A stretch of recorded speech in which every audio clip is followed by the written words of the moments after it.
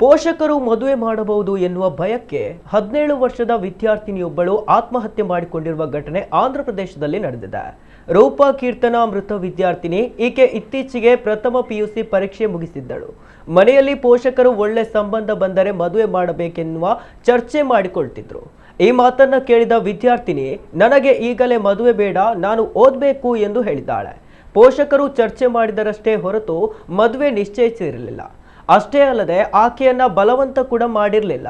ಆದರೆ ವಿದ್ಯಾರ್ಥಿನಿ ತನಗೆಲ್ಲೇ ಮದುವೆ ಮಾಡಿಸಿ ಬಿಡ್ತಾರೋ ಎನ್ನುವ ಭಯದಿಂದ ಬುಧವಾರ ವಿಷ ಸೇವಿಸಿದ್ದು ಆಕೆಯನ್ನ ಆಸ್ಪತ್ರೆಗೆ ದಾಖಲಿಸಲಾಗಿತ್ತು. ಆದರೆ ಚಿಕಿತ್ಸೆ ಫಲಿಸದೆ ಈಕೆ ಮೃತಪಟ್ಟಿದ್ದು ಪೋಷಕರ ಆಕ್ರಂದನ ಮುಗಿಲು ಮುಟ್ಟಿದೆ.